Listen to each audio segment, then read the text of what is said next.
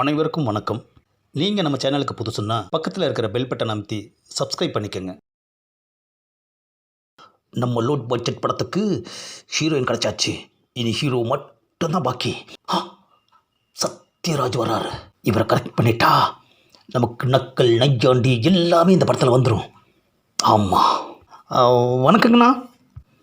வணக்கம் சார். அட என்னங்கண்ணா எனக்கு போய் மரியாதை கொடுத்துக்கிட்டு, நான் உங்களோட ரொம்ப ரொம்ப சின்ன பையன்ண்ணா. ஹீரோ தேவைன்னு நீங்கள் கொடுத்துருந்தா பிட் நோட்டீஸ் விளம்பரம் பார்த்துப்பட்டு வந்திருக்குறேங்கண்ணா. Very good. என்னங்கண்ணா ஆஃபீஸ்னு சொல்கிறீங்க, ஒரு சேர் சோபா எல்லாம் எதுவுமே இல்லைங்கண்ணா. எல்லாம் வாங்குவோம் படம் ரிலீஸ் ஆனதுக்கப்புறம். எந்த படங்கண்ணா? இப்போ இப்போ இப்போ எடுக்க போகிற அந்த படம். எப்போங்கண்ணா ரிலீஸ் ஆகும்?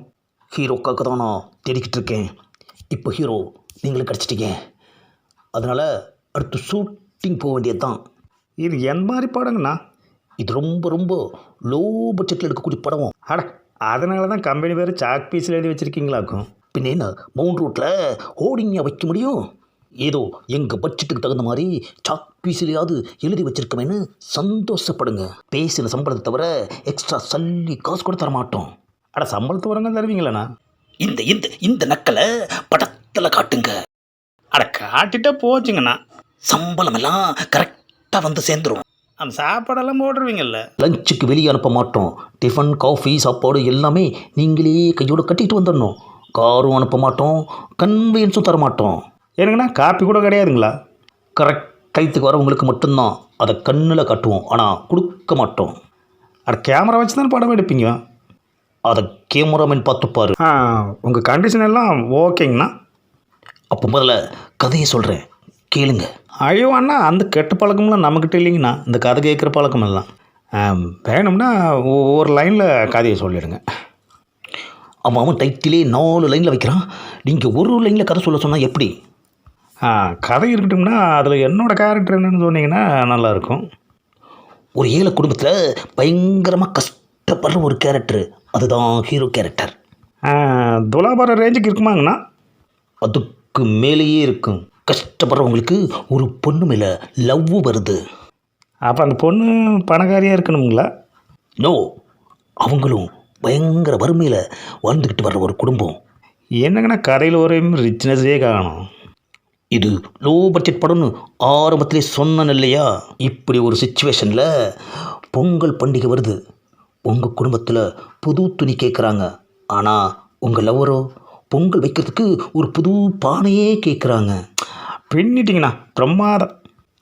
குடும்பத்துக்கு புது துணியா இல்லை காதலிக்கு பொங்கல் பானையா? நீங்கள் பயங்கரமாக யோசிக்கிறீங்க. யோசித்து கடைசியில் காதலிக்கு பொங்கப்பானை வாங்கி தர முடிவு பண்ணுறீங்க.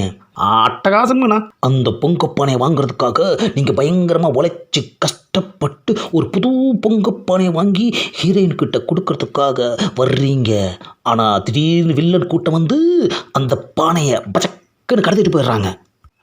வழக்கமாக ஹீரோயின் தானுங்கண்ணா கடத்துவாங்க. இது லோ பட்ஜெட் படம். ஹீரோயினை கடத்தினா நிறைய பணம் செலவாகும். அதுதான் பானையை கடத்துகிற மாதிரி மாற்றிட்டேன். இதுக்கு மேலேங்கண்ணா? இதுக்கு மேலே கதை என்னென்னு ஸ்பாட்டில் தான் உட்காந்து யோசிக்கணும். கதை ஓகேங்கண்ணா. அட்வான்ஸ் கொடுத்தீங்கன்னா நான் கிளம்பிடுவேன். இந்தா அப்படி அட்வான்ஸ். என்னங்கண்ணா இவ்வளோ கம்மியாக இருக்குது?